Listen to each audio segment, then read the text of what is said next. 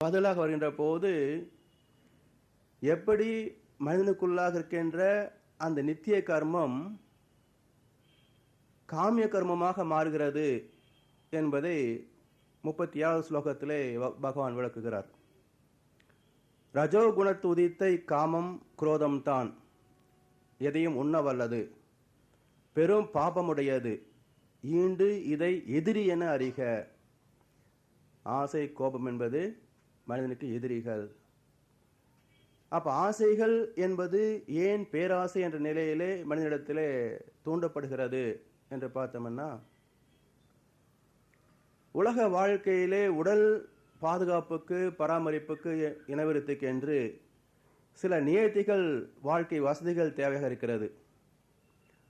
அந்த வாழ்க்கை வசதிகளை பொருள் பற்று மக்கள் பற்று என்ற வகையிலே ஒரு மனிதன் தூய்க்கின்ற போது அனுபவிக்கின்ற போது அந்த அனுபவங்களிலே மனம் என்பது ஊடாக இழைந்து செயல்பட்டு கொண்டே இருக்கும். உதாரணமாக சாப்பாடு சாப்பிட்றோம் அப்படின்னாலும் கூட அதனுடைய தன்மை, அதனுடைய சுவை மற்றும் அதனுடைய குணாம்சங்கள் இது எல்லாவற்றையும் மனிதனுடைய மனம் கணித்து கொண்டே தான் அந்த நாக்கு வழியாக உணவை எடுத்துக்கொள்கிறது. அந்த கணிப்பிலே மனம் தனக்கு பிடித்தது என்றும் பிடிக்காதது என்றும் தரம் பிரிக்கிறது. பிடித்ததை அளவுக்கு அதிகமாக மீண்டும் மீண்டும் செய்ய வேண்டும் என்ற வேட்பு அது பேராசையாக வெளிப்படுகிறது. பிடிக்காததை செய்வதற்கு மனம் விரும்புவதும் இல்லை. யாராவது நிர்பந்தம் செய்தாலும் கூட வேண்டா வெறுப்பாகத்தான் அதை செய்யுமே தவிர அதில் நல்லது இருந்தாலும் மனம் செய்வதற்கு விரும்புவது இல்லை. அதனால மனிதனுடைய மனம் புலன் வயப்பட்ட நிலையிலே சிக்குகிறது. அப்போ வாழ்க்கை தேவைகளை நிறைவு செய்கின்ற போது மனம் அந்த இன்பத்திலே சிக்கிக் கொள்வதனால அந்த ஆசை என்கின்ற இயற்கை நியதி பேராசை என்ற செயற்கையாக மாறுகிறது. அப்ப ஆசை என்பது எல்லாம் இயற்கை நீதிக்கு உட்பட்டது. உடல் பாதுகாப்புக்கும் பராமரிப்புக்கும் இன விருத்திக்கும் அறிவின் மேன்மைக்கும் இயற்கை வளங்களை துய்ப்பதற்கும் தேவையான அனைத்து ஆற்றலும் அறிவு நிலையும் வாழ்க்கை வசதிகளும் இதெல்லாமே ஆசைக்கு உட்பட்டது. மண் மீது பெண் துணையால் பொன் கொண்டே வாழ்கின்றோம், மாற்றுவதேன் மூவாசை, மதி கொண்டே பயன் பெறுவோம் என்று மகர்ஷி ஒரு கவியில சொல்லுவார். அப்போ இதெல்லாமே நியாயமான ஆசைகள், தர்மமான ஆசைகள், மனித வாழ்க்கைக்கு தேவையானவை. அப்ப இந்த நியாயமான ஆசைகள் எப்ப பேராசையாக மாறுகிறது என்றால் இந்த மனம் அந்த அனுபவங்களிலே ஊடாக இணைந்து அதிலே தனக்கு பிடித்தது பிடிக்காது என்று தரம் பிரித்து தனக்கு பிடித்ததை அளவு மீறி முறை மாறி செய்கின்ற போது அதுதான் பேராசை. அதனால் பேராசை என்பது துன்பத்தை கொடுக்கக்கூடியதுதான். பேராசையினால நன்மை பெற்றோம் என்பது மேலோட்டமாக பார்க்கிற போது அது நன்மைகள் வந்த மாதிரி தெரியும். ஆனால் பிறகு பார்த்தோம் அப்படின்னாக்க அதனால் சிக்கல்கள் வந்துவிடும். உதாரணம் பார்த்தோம்னா எல்லாரும் பொருள் ஈட்டுகின்றோம், சம்பாதிக்கிறோம், குழந்தைகள் வளர்க்கறதுக்கும் கல்விக்கும் மருத்துவத்துக்கும் வாழ்க்கை வசதிகளுக்கெல்லாம் செலவு பண்ணுறோம். மீதி உள்ளதை எதுலையாவது இன்வெஸ்ட் பண்ணலாமேன்னு சொல்லி வீடு வாங்குகிறோம், தங்கம் வாங்குகிறோம், ஷேர் மார்க்கெட் போகிறோம், மியூச்சுவல் ஃபண்டில் போடுறோம். அதில் நல்ல லாபம் கிடைக்குது, நிறைய சொத்து சேர்ந்துக்கிட்டே வருது, சந்தோஷமாக இருக்குது. சொத்து வளர வளர கிரேட்டர் தி பேங்க் பேலன்ஸ், கிரேட்டர் தி ஹாப்பினஸ். அந்த குழந்தைகள் பெருசாகி பாகத்தகரால் அடிச்சுக்கிற போது இப்போ மனசு வருத்தப்படுது. என்னடா சொத்து சம்பாதிச்சு கொடுத்தோம், இருக்குது 2 குழந்தைங்க, ஒன்றுக்கு ஒன்று பேசிக்க இப்போ நிற்கிற கோர்ட்டுக்கும் கேஸுக்குமா. அப்போது பேராசையினால் வரக்கூடிய ஒவ்வொரு அனுபவ பொருளும் அதனுடைய துன்பத்தையும் சேர்த்தே எடுத்துக்கொண்டு தான் வரும். அதனால தான் மனிதனுக்கு துன்பம் இல்லாத வாழ்க்கை வேண்டுமென்றால் இந்த பற்றுகளிலே அளவு முறையோடு இருக்க வேண்டும் என்று எல்லா மகான்களுமே வலியுறுத்துகிறார்கள். ஆசைய துன்பத்திற்கெல்லாம் காரணம் என்றார் புத்தர் பிரான். யாதனின் யாதனின் நீங்கியான் நோதல் அதனின் அதனின் இளைஞர் வள்ளுவர் பெருமான்.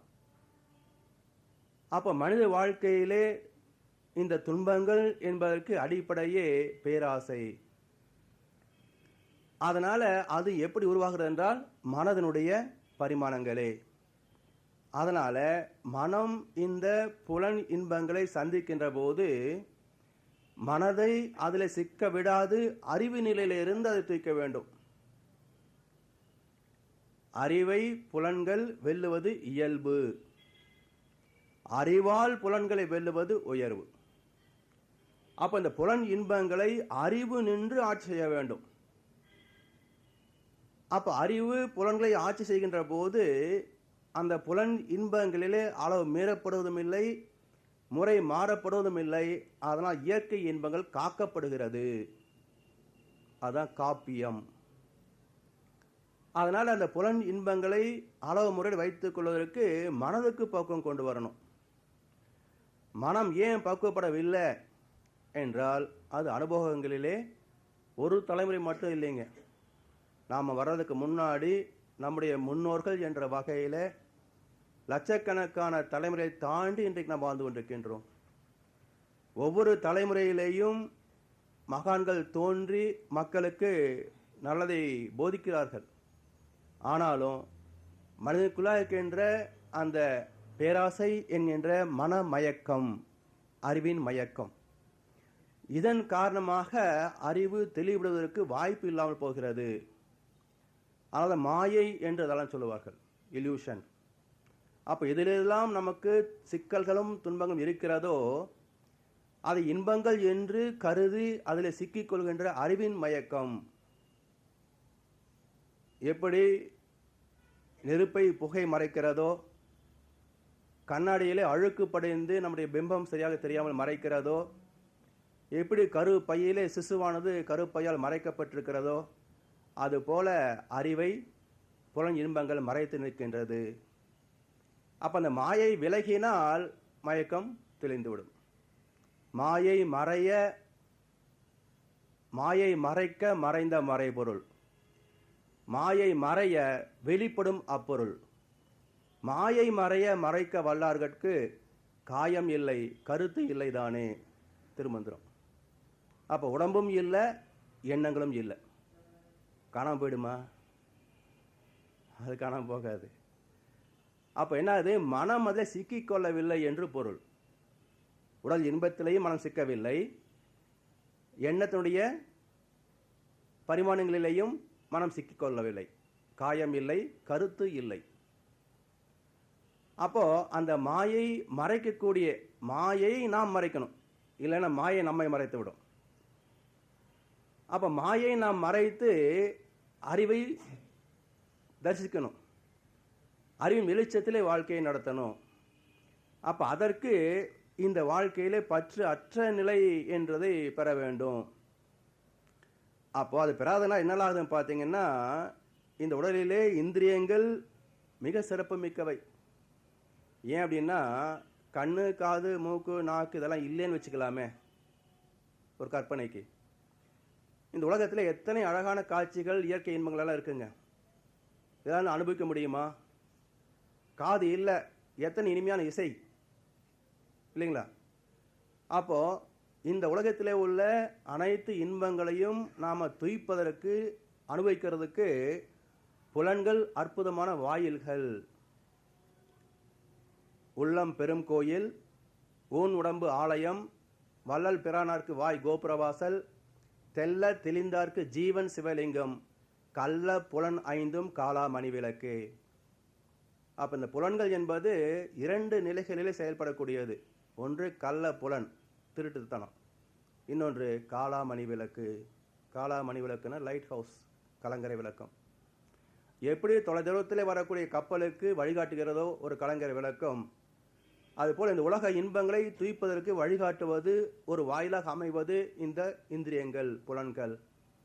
அதனால் அந்த புலன்கள் இல்லை என்றால் மனித வாழ்க்கை அர்த்தமற்றது. அதனால் அந்த புலன் இன்பங்களை துய்ப்பதற்கு ஜீவன்களை, இந்திரியத்தை பயன்படுத்தி கொள்ள வேண்டும். அதனால் அந்த இந்திரியங்கள் என்பது சிறப்புடையவை. அவற்றிலும் மேலானது மனம். ஏன்னா இந்திரியங்கள் வழியாக எது உணர்கிறது என்றால் மனமே அங்கே உணர்கின்றது. இந்திரியங்கள் மட்டும் உணர்தான் பாருங்களேன். சில சமயத்தில் டிவி பார்த்துக்கிட்டே சாப்பிட்டு இருப்போம். ப்ரோக்ராம் முடிஞ்சதுக்கப்புறம் டிஃபன் ரெடியான்னு கேட்போம். இப்போ தானே கொட்டிக்கிட்டீங்க, அப்புறம் என்ன மறுபடியும் சாப்பிட்டாச்சா? இப்போ எங்கே போச்சுங்க? அப்போ மனம் டிவி சீரியல் லயமான உடனேயே இங்கே உள்ளே போனது தெரியவே இல்லை நமக்கு. அப்போ மனம் எங்கே லயமாகிறதோ அங்கே உணர்வுகள். செயல் செய்யலாம். எப்படி நிஷ்காமிய கர்மம் செய்யறதுன்னு கேட்குறோமே, இதுதான் நிஷ்காமிய கர்மம். சாப்பிட்டதே தெரியாமல் டிவி பார்த்தோம் இல்லையா? அப்போ டிவியில் லயித்த மனதை இறைவனத்தில் லயமாக்கி விட்டால் அப்பவும் சாப்பிடலாம், அப்பவும் தூங்கலாம், அப்பவும் வேலை செய்யலாம். ஆனால் நம்ம செஞ்சோம் தெரியுமா, சாப்பிட்டோம் தெரியுமா? ஒன்றும் தெரியாது. அதுதான் நிஷ்காமிய கர்மம். அதனால அந்த மனம் புலன்கள் ஊடாக இணைந்து செயல்படுவதனால புலன்களை விட மனம் உயர்வு பெற்றது. அந்த மனதுக்கு புத்தி அடிப்படை. புத்தி என்பது புறமனம். சித்தம், புத்தி, அகங்காரம் என்று 3 வார்த்தைகளை சுவாமி சொல்லுவாங்க.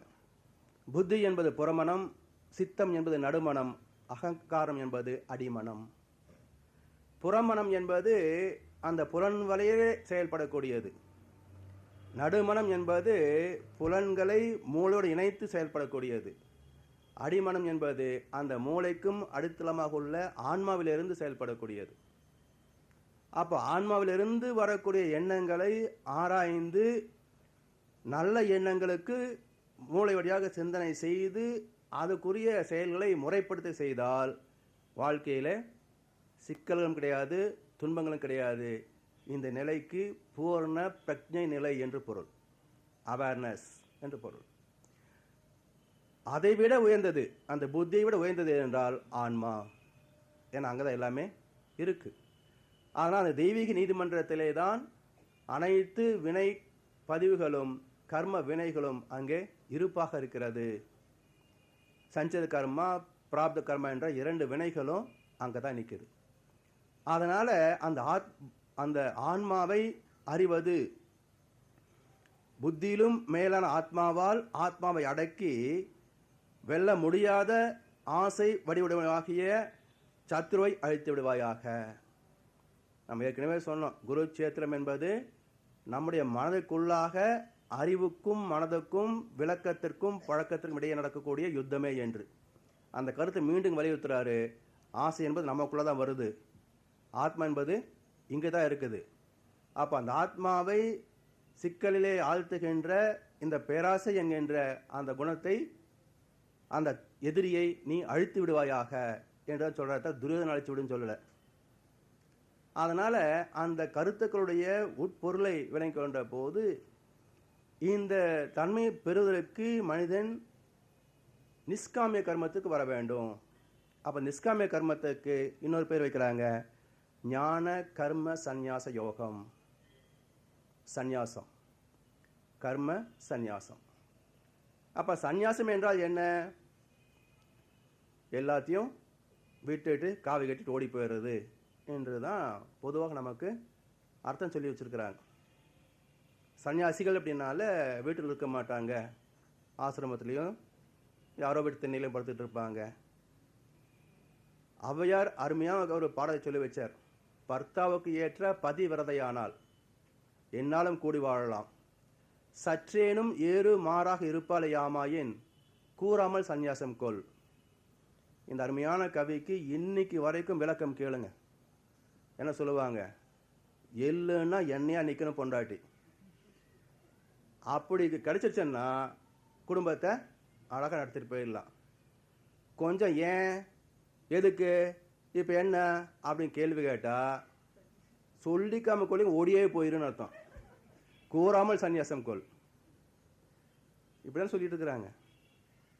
ஒரு பெண் ஞானி ஔவையார், ஒரு பெண்ணை பற்றி அவர் இந்த கருத்தை சொல்லியிருப்பாரா? அப்போ மனவளக்கலைக்கு வருகின்ற வரைக்கும் எல்லாருமே அப்படித்தான் நினைக்கிறோம். சந்நியாசம்னா அப்படித்தான் அர்த்தம்னு புரிஞ்சுக்கிட்டு இருக்கிறோம். ஆனால் மகரிஷி தான் சந்நியாசத்திற்கு சரியான விளக்கத்தை கொடுத்தார். உறவிலே கண்ட உண்மை நிலை தெளிவே துறவு.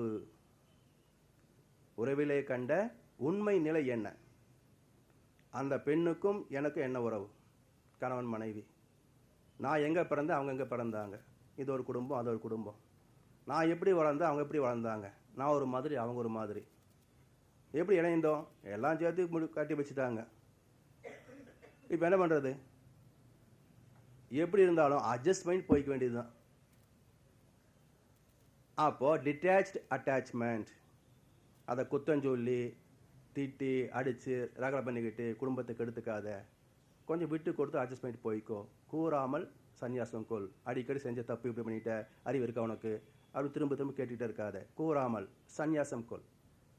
கொஞ்சம் விட்டு கொடுத்து அட்ஜஸ்ட் பண்ணிவிட்டு பொறுத்துக்கிட்டு சரி ரைட், சில சமயம் கொஞ்சம் புத்தி சொல்லி இப்படி ஒருவருக்கொருவர் அவருடைய கருத்துக்களை பரிமாறிக்கொண்டு இல்லற வாழ்க்கை சுகமாக அமைத்துக் கொள்ள வேண்டும் என்று தான் அதுக்கு பொருளே தவிர, இல்லை காந்தமர் அமைச்சிட்ட பிரச்சனை இல்லைன்னு வச்சுங்களேன். அறிவு கேட்டவங்ககிட்ட போய் நம்ம எப்படி குப்பை கொட்டுறது? சரி, நமக்கும் அறிவு வேணும், கண்ணை கட்டிக்கிட்டாங்க. ஸோ பர்த்தாவுக்கு ஏற்ற பதிவிரதை. அங்கே சிக்கலும் கிடையாது, பிரச்சனையும் கிடையாது, கவுன்சிலிங் கிடையாது. அப்படி இல்லைன்னா என்ன பண்ணுறது? அங்கே தான் சந்நியாசம் தேவை. அப்போ வாழ்க்கையிலே மனிதனுக்கு சந்நியாசம் என்ற ஒரு மனோபக்குவம் தேவை. சந்நியாசம் என்பது என்ன? பற்று அற்ற நிலை என்பது அல்ல, சரியாக முறையாக அளவோடு பற்றி கொள்வது. ஏன்னா பற்று இல்லாத வாழ்க்கை நடத்த முடியாது. ஆனால் அளவு முறையோடு பற்றி கொண்டால் அங்கே சிக்கல் இருக்காது. அதனால் உறவிலே கண்ட உண்மை நிலை தெளிவு, அது சந்நியாசம். அப்போது மனிதன் ஞானத்தை சார்ந்து ஒரு வாழ்க்கை வாழ்கின்றான், கர்ம யோகத்தை சார்ந்து ஒரு வாழ்க்கை வாழ்கின்றான். அப்போ ஞானம் என்பது அறிவில் உயர்ந்த மகான்கள் பின்பற்றக்கூடிய வாழ்க்கை நெறி. கர்மம் என்பது மற்ற மக்கள் தாங்கள் செய்யக்கூடிய கடமைகள் மூலமாக பின்பற்றுகின்ற வாழ்க்கை நெறி என்று கர்மயோகத்திலே 3வது ஸ்லோகத்திலே சொல்லப்பட்டது. அப்போ மனிதன் வாழக்கூடிய வாழ்க்கை நெறிகளை 2ஆக தொகுத்திருக்கிறார்கள். ஒன்று ஞான யோகம், இன்னொன்று கர்மயோகம். அப்போ ஞான யோகத்தாலையும் இறைவனை உணரலாம், கர்மயோகத்தாலையும் இறைவனை உணரலாம். ஆனால் அந்த கர்மம் யோகமாக இருக்க வேண்டும். கர்மமாக இருந்தால் இறைவனை அடைய முடியாது. ஏனென்றால் கர்மம் என்பது மனம் சார்ந்த செயல், கர்ம யோகம் என்பது மனம் அறிவோடு இணைந்த செயல். அதனால் கர்மத்தின் விளைவு இன்பங்களும் வரலாம், துன்பங்களும் வரலாம். கர்ம யோகத்தின் விளைவு இன்பங்கள் மாத்திரமே.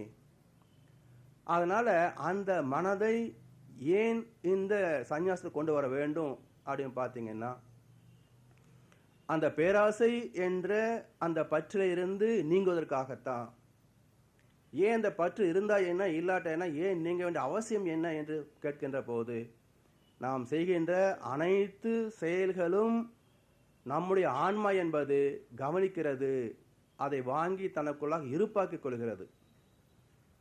அப்போ ஆன்மா என்பது கேரக்டரைஸ்ட் மேக்னெட்டிக் டொமைன், வாழ்க்கை அனுபவங்களை தாங்கியிருக்கின்ற ஒரு காந்தக்கள மையம் தான் ஆன்மா. அப்போ ஒவ்வொரு பிறவியிலேயும் ஒவ்வொரு ஜீவராசியும் ஒவ்வொரு மனிதனும் பெறுகின்ற அனைத்து அனுபவங்களுமே அந்த கருவிலேயே சஞ்சித கர்மா என்ற வகையிலே பிரசவம் வரைக்கும் எல்லாமே பதிந்து போகிறது. பிரசவித்த பிறகு 3 வயதிலிருந்து பிரார்த்த கர்மா என்ற வகையில் எல்லா பதிவுகளுமே பதிகிறது.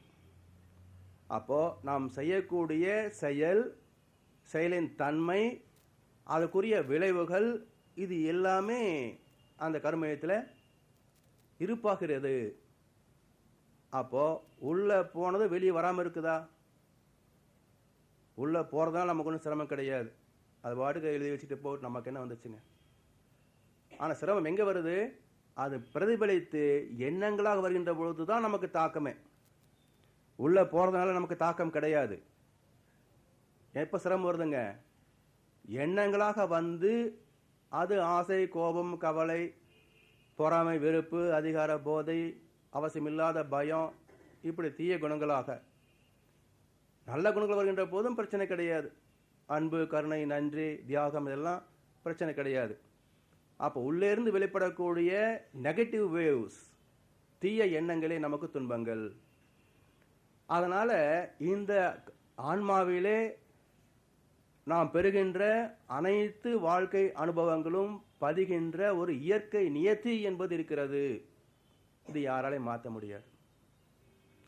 அதனால தான் இந்த சந்நியாசத்தை போதிக்கின்ற போது நீ கடமையை செய், ஆனால் பலனை எதிர்பார்த்து செய்யாதே என்கிறார். அப்ப பலனை எதிர்பார்க்காது நம்ம செயல் செய்ய முடியுமா? 1ஆம் தேதி சம்பளம் கொடுப்பாங்க, நம்பி தான் 30 நாள் வேலை செஞ்சுட்டு இருக்கிறோம் இல்லையா? நல்ல ஒரு வேலை கிடைக்கணும் தான் வருஷக்கணக்காக உட்காந்து படிச்சுக்கிட்டு இருக்கிறோம், ஸ்கூலுக்கும் காலேஜுக்கும் போய். அப்போ எதிர்பார்க்காம ஒரு செயலை செய்யன்னு சொன்னால் எப்படி செய்ய முடியும்? அப்போ எதிர்பார்த்தல் என்பது தவறு இல்லை. எதை எதிர்பார்க்க வேண்டாம் என்று இங்கே பகவான் சொல்றார் அப்படின்னாக்க,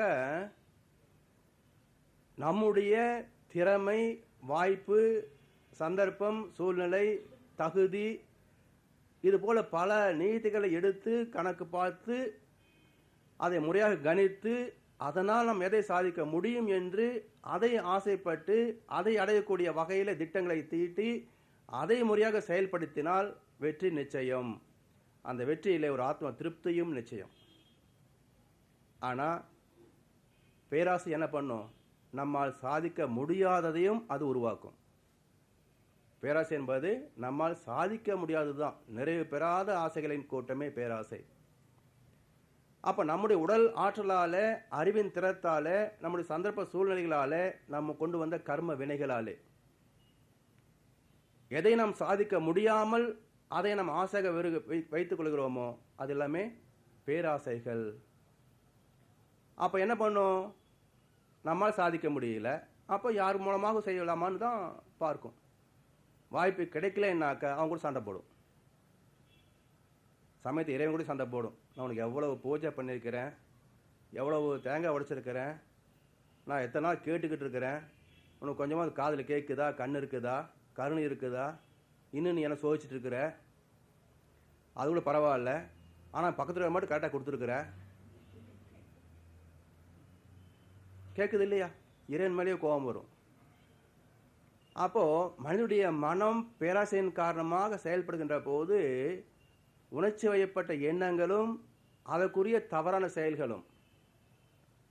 அப்போ குழந்தையாய் மனிதன் இருந்திருந்தால் குழப்பமும் மயக்கமும் உலகில் இல்லை. வளர்ந்த மனிதன் ஆசைகளால் வாழும் வழிகளில் நேர்மை இல்லை. நேர்மை தவறான அது அதர்மம். அதனால பகவான் என்ன சொல்றாருன்னா, உன்னுடைய தகுதிக்கு திறமைகளை கணித்து கொண்டு எதிர்பார்த்தா அது சரியா கிடைக்கும். ஆனா நீ ஒரு செயலை செய்துவிட்டு அந்த செயலுக்கு இந்த பலன் வேண்டும் என்று கணிக்காது. உதாரணமா ஒரு கீரை விதை போட்டுடுறோம். போட்டு, கிருஷ்ணா, நான் உடைய பரம பக்தன் அர்ஜுனன் பேசுகிறேன், உன்னுடைய மிக நெருங்கிய நண்பன், அதுக்கு மேலே உன்னை தங்கச்சி தான் கல்யாணம் பண்ணிக்கிறேன், மச்சினம் வேற, ஞாபகம் வச்சுக்கோ.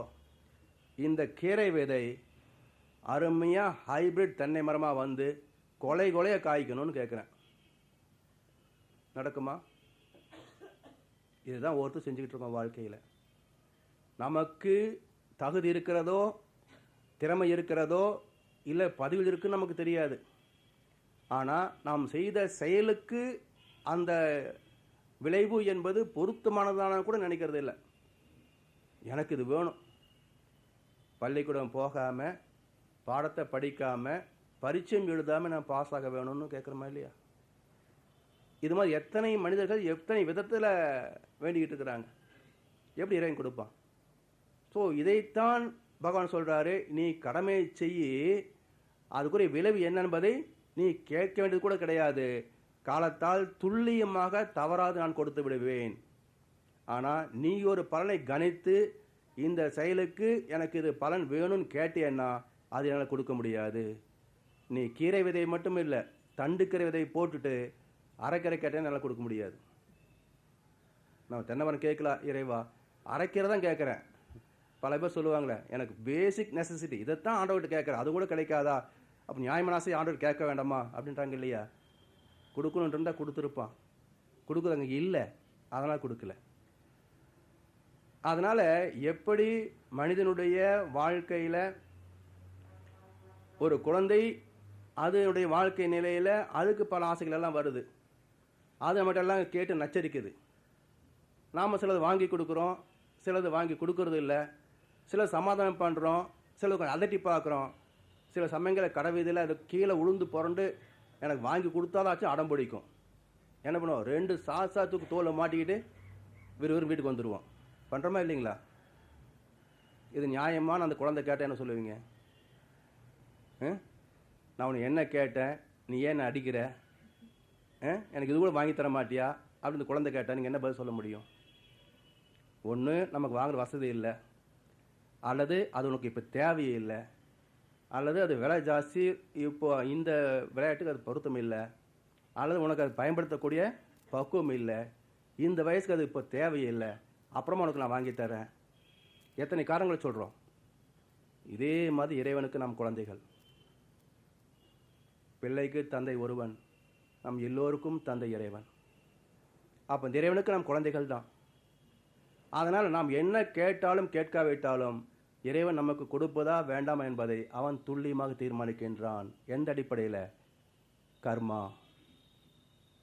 அதனால் அந்தந்த ஜீவனுடைய கர்ம வினைகளுக்கு ஏற்ற விளைவை துல்லியமாக இறைவன் கொடுத்து விடுவதனால நாம் எதை செய்தாலும் விழிப்பு நிலையோடு செய்ய வேண்டும்.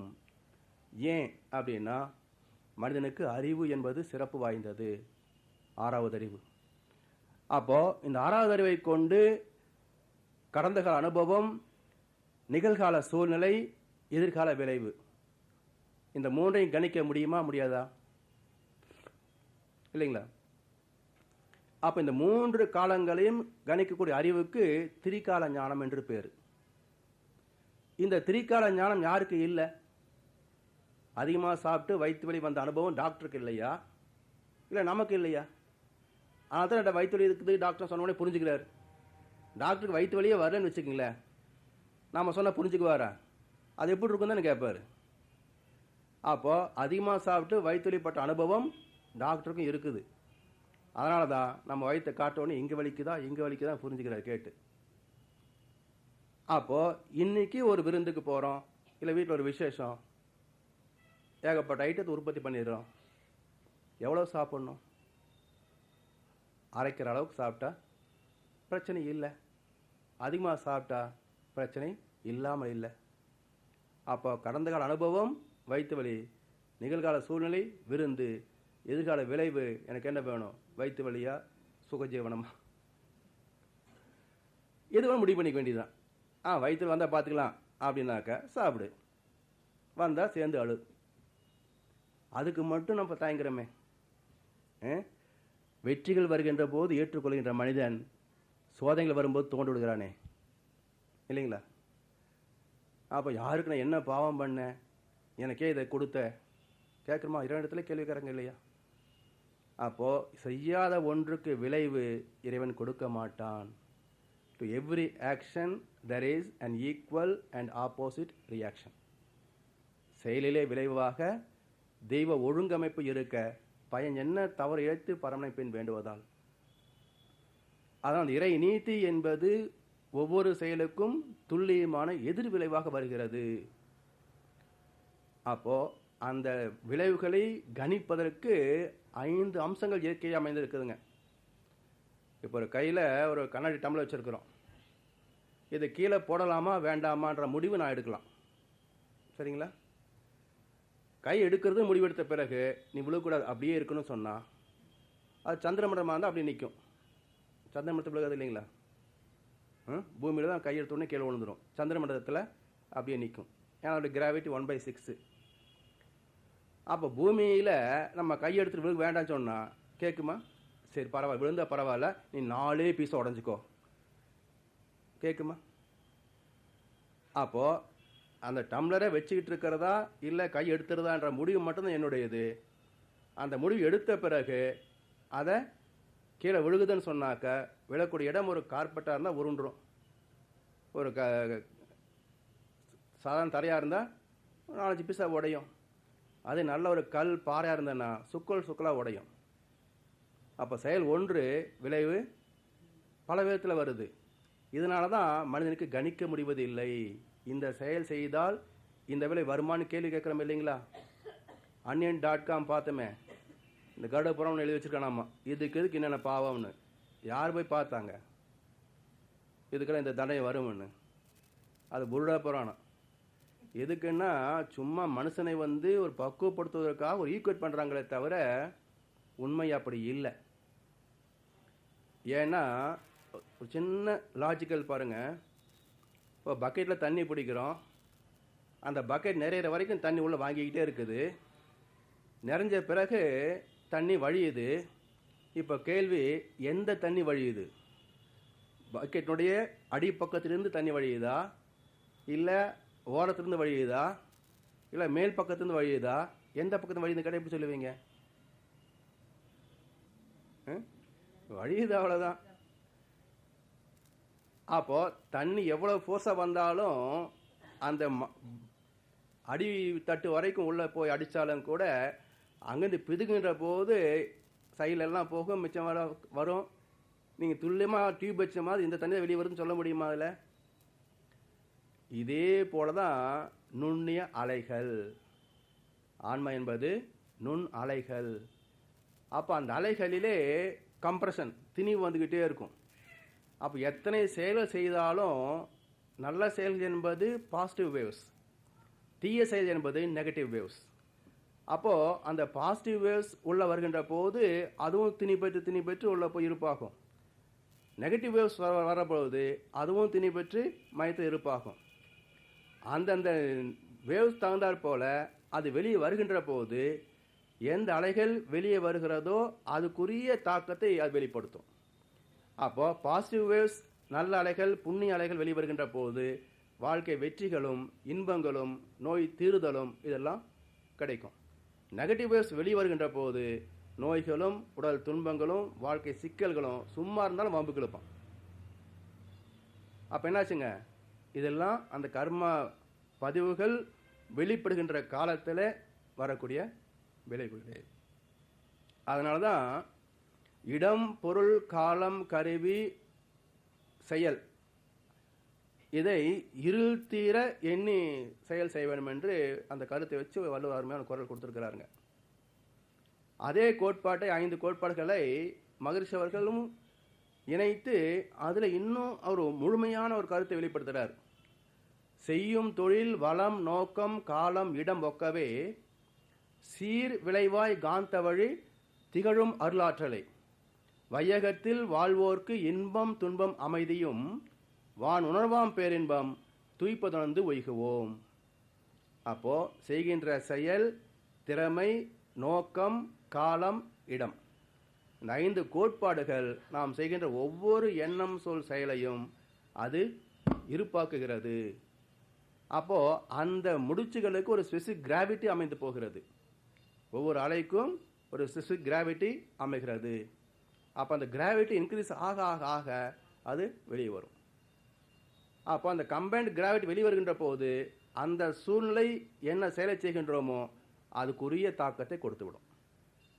இந்த இடத்துல மிக அருமையான ஒரு கருத்தை நம்ம கவனித்து பார்க்கணுங்க. நேற்றைக்கு சொன்னோம், கர்ணன் ஒரு அற்புதமான ஒரு கதாபாத்திரம். ஆனாலும் திரௌபதி விஷயத்தில் நடந்து கொண்ட முறை எடுத்து பார்த்தீங்கன்னா அவனை நல்லவன் ஏற்றுக்க முடியுதா? முடியாது. இதுக்கு மேலே இன்னும் சில கேள்வி நம்ம எழுப்பி பார்க்குறோம். திரௌபதியை சபைக்கு இழுத்துட்டு வரான். அந்த சபையிலே எல்லா பெரியவர்களும் இருக்கிறாங்க. பீஷ்மாச்சாரியர் இருக்கிறாரு, துரோணாச்சாரியர் இருக்கிறாரு, அஸ்வத்தாமன் இருக்கிறான், விகரன் இருக்கிறான். விகரன் ஒருத்தன் தான் எழுந்திரிச்சு, இது என்ன கொடுமை, இது மாதிரி ஒரு பாவத்தை செய்யலாமா? ஏன்னா அவன் தான் நிசித்த கர்மமாச்சா கர்ணன். அப்போ தப்பான செய்யக்கூடாதுன்ற கோட்பாடு உடையவன் அல்லவா விகர்மன்.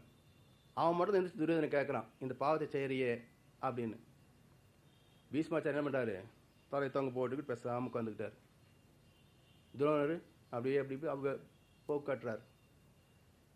இந்த 2 பேரில் யாரை ஒருத்தராக எழுந்திரிச்சு, அடே துரியோதனா, நீ இந்த காரியத்தை செஞ்ச நாங்களாம் பாண்டவ பக்கம் போயிடுவோம் அப்படின்னு சொல்லியிருந்தா துரியோதனை இந்த காரியத்தை செய்திருப்பானா? அவன் செய்ய மாட்டான்றதுக்கு இன்னொரு ப்ரூஃப். குருட்சேத்திர யுத்தம் முடிவு செய்கின்ற போது சகுனி ஐடியா சொல்கிறான் துரியோதனுக்கு. அவன் மருமகன் தானே, மருமகனே, இந்த உலகத்திலேயே சாரத்தியத்தில் சிறப்பு மிக்கவர்கள் 2 பேர். நம்பர் 1 கிருஷ்ண பரமாத்மா. அந்த கிருஷ்ணனுக்கு நிகராக தேரை செலுத்துகின்ற சாரத்தியத்தில் வல்லவன் சல்லியன். ஆனால் சல்லியன் பாண்டவர்களுக்கு தாய்மாமன், நம்ம பக்கம் வரமாட்டான். 2 புகழ்பெற்ற சாரதிகள் ஒரே பக்கத்தில் இருந்தால் வெற்றி சந்தேகத்துக்குரியதாகிவிடும். அதனால் நீ என்ன செய்வையோ தெரியாது, சல்லியன் இங்கே வரணும். எப்படி கணக்கு பாருங்க. அப்போ இவ்வளோ கணக்கை பார்க்குற சகுனியும் துரியோதனனும் பீஷ்மர் இங்கே இல்லைன்னா சண்டை போடுவானா?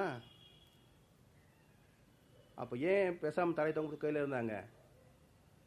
இந்த இடத்துல தான் அந்த அவதாரம் சொல்கிறான் பாருங்க, இறைவனின் இயக்கத்திற்கு இணைந்து வாழ்வது என்ற அறிவின் சிறப்பு. அப்போ இந்த மகாபாரத கதையின்படி கிருஷ்ணனுடைய அவதாரம் என்பது பூமியில் குருட்சேத்திர யுத்தத்தை கொண்டு வந்து மக்களை ஜனத்தை குறைக்கிறது தான். அந்த இயக்கத்தில் ஒரு செயல் நடந்துகிட்டு இருக்குது. இந்த செயலை தடுத்து விட்டால் அந்த இயக்கம் நடக்காது. அதனால இது இறை நீதிப்படி நடக்கிறது. நமக்கு வேணா இது பாவச் செயலாகவோ அல்லது இப்படியெல்லாம் ஒரு பெண்ணை வந்து பண்ணலாமா அப்படின்லாம் தோணலாம். இந்த செயல் நடந்தால்தான் அந்த யுத்தம் வரும். அதனால் பேசாமல் வாய் மொழிட்டு மௌனமாக உட்காந்துட்டாங்க. இப்போ அதுக்கு மேலே ஒருபடி மேலே போகிறான் கர்ணன். அவருடைய ஆடையை களைய முடியவில்லை என்றால் துச்சாதனா அவளை தூக்கி துரியோதனன் தொடையில் உட்கார வைனான். அதனால் இறை நீதிக்கு இணைந்து வாழ்கின்ற அறிவின் சிறப்பிலே கர்ணன் உயர்ந்திருக்கிறான். அதனால தான் இந்த இணைப்பு என்பது உள்ள வருகின்ற போது நடக்கக்கூடிய செயல்கள் துல்லியமாக நடந்துவிடும். இப்போ சில சமயங்களில் நம்முடைய நடைமுறை வாழ்க்கையில் எடுத்து பார்க்கணும். வண்டியில் போயிட்டுருக்கோம், இல்லை ஏதாவது ரோடில் நடந்து போயிட்டுருக்குறோம். சில சமயங்களில் யாருமே இருக்க மாட்டாங்க, ஒன்றுமே நடக்காது, தைரியமாக போயிட்டுருக்குறோம். ஒரு சின்ன கல் தடிக்கு வந்து விழுந்துருவோம் கீழே, மூட்டி பேச 8 மாதம் பெட்டில் படுத்துருவோம். ஆனால் இன்னொரு சுச்சுவேஷனில் முட்டிக்கிட்டோம் தீர்ந்தம் இன்னைக்கு நினைக்கிறோம், எப்படியும் தெரியாது, தெய்வாதீனமாக தப்பிச்சிட்டேன்றோம். எப்படி தப்பிச்சோம்? நமக்கு தெரியாமலேயே கையை பிரேக் போடுது, ஆக்சிலேட்டர் கீர் மாற்றி இருக்குது, வண்டி சாஞ்சது பேலன்ஸ் பண்ணியிருக்குது, கால் எல்லாம் நடந்திருக்குது, ஒன்றுமே நமக்கு பாதிப்பு இல்லை. என்ன நடந்தது என்றால் அறிவு அங்கே நம்மை காத்திருக்கிறது. அப்போது மனம் என்ற வேகத்திலே ஒரு விபத்து நடக்க வேண்டிய சூழ்நிலை வந்தாச்சு. ஆனால் அந்த விபத்தை சந்திக்க வேண்டிய பதிவு அவனுக்கு இல்லாததுனால அந்த அறிவு என்ன பண்ணுதுங்க, அந்த சூழ்நிலை தவிர்த்து விடுகிறது. புரியுதுங்களா? மனதனுடைய வேகத்தினால் ஒரு சூழ்நிலை, அதில் விபத்து வர வேண்டிய சூழ்நிலை இருக்குது. ஆனால் அவனுடைய ஆன்மாவிலே அந்த துன்பத்தை சந்திக்க வேண்டிய கர்மா இல்லாததுனால அறிவு அங்கே குறுக்க போந்து அந்த விபத்தை தவிர்த்து விடுகிறது. அதே அறிவு சூழ்நிலையே இல்லை, சும்மா ஒரு சின்ன கல் தான், கண்டுக்காம விட்டுடுது, விழுந்துடுறான், துன்பம் பெரிய துன்பமாக வந்துடுது. அப்போது சிறு துன்பம் பெரும் விளைவு சந்திக்கின்ற போது என்ன அநியாயம் இது, ஒரு சின்ன கல் தடி கூட்டி 8 மாதங்க படாத பாடு விட்டுட்டேன்றோம் இல்லையா? இதுதான் காஸ் அண்ட் எஃபெக்ட், செயல் விளைவு நீதி. ஆனால் இறை நீதி என்பது அவருடைய கர்மா அதனுடைய வெளிப்படக்கூடிய காலம், மெச்சூரிட்டி டேட் வருகின்ற போது என்ன விளைவை கொடுக்க வேண்டுமோ அதை துல்லியமாக கொடுத்து விடுகிறது. இது யாருடைய கணிப்புக்கும் கணக்கும் கெட்டுவதில்லை. அதனால் அந்த செயலிலே விளைவாக துல்லியமான கணிப்பு என்பது இயற்கை நியதி, தெய்வ நீதி. அது யாருக்காக மாறுபடுவதே கிடையாது. அதனால் மனிதன் தன்னுடைய அறிவை கொண்டு, வாழ்க்கை அனுபவங்களை கொண்டு, இன்னும் ஆன்மீக பயிற்சிகளால் இயற்கை நீதிகளை உணர்ந்து கொள்கின்ற பொழுது அந்த இறை நீதி என்பது இப்படிதான் செயல்படுகிறது என்பதை புரிந்து கொண்டு விட்டால் இந்த ஞானத்தின் வெளிப்பாடு என்பது செயல் ஒழுக்கமாக வந்துவிடும். அப்போ எண்ணம் சொல் செயல் என்ற எந்த நிலையிலே மனிதன் ஏங்கினாலும் எந்த சூழ்நிலையிலையும் தெய்வ நீதியை மதித்து வாழக்கூடிய பக்குவம் என்பது மனிதனுக்கு வந்துவிடும். அப்ப அந்த பக்குவம் வருகின்ற போது அதுதான் சந்நியாசம். பக்குவம் வரலன்னா சந்நியாசம் இருக்காது. அப்ப என்ன ஆகுது? சந்தர்ப்ப சூழ்நிலையை மட்டுமே பயன்படுத்தி கொண்டு பாவமாவது புண்ணியமாவது, சொர்க்கமாவது நரகமாவது, கடவுளாவது சைத்தானாவது, நீ பாட்டுக்கு அடிடா கொல்ல, அது அப்புறம் பார்த்துக்கலாம். அப்ப என்னாச்சுங்க? கொள்ளையடைப்பது வல்லமை காட்டும் திருட்டு உலகமாகத்தான் உலகம் வருமே தவிர நீதிக்கும் நேர்மைக்கும் அங்க மதிப்பே இருக்காது. அதனால அந்த அறியாமை என்பது மனிதனுக்குள்ளாக பல பிறவிகளாக தொடர்ந்து வந்து கொண்டே இருக்கிறது. அந்த மாயையிலிருந்து மனிதன் விடுபட வேண்டும். எப்படி விடுபடுவது? அறியாமை. அதிலிருந்து விடுபட வேண்டும்னு சொன்னா அறிவுக்கு தான் வரணும். அப்ப அறிவு என்பது எப்படி வெளிப்படுத்துவது? அறிவை அறியும் பயிற்சி செய்யணும், வேற ஒன்றும் இல்லை. அப்ப அறிவை அறியும் பயிற்சிக்கு தான் ஞானம் என்று பேர். ஞானம் என்றால் கான்சியஸ்னஸ், அறிவு, உணர்வு. அப்ப அறிவை அறிந்த தெளிவே ஞானம் என்பார் மகரிஷி. அப்ப ஞான யோகம் என்பது எந்த மூலத்திலே இருந்து எல்லாம் உருவாகியதோ, எந்த அடிப்படையான ஆற்றல் எல்லாவற்றையும் வழிநடத்தி கொண்டிருக்கிறதோ, அந்த தெய்வத்தையும் தெய்வ நீதியையும் மதித்து வாழ்வது. அப்படி மதித்து வாழ்கின்ற போது வாழ்க்கையிலே மனிதன் பெறக்கூடிய அனைத்து இயற்கை இன்பங்களும் நிறைவாக கிடைக்கும். இந்த நீதிகளை ஞான கர்ம சந்நியாச யோகத்தினுடைய முதல் கவியில பகவான் சொல்றாரு,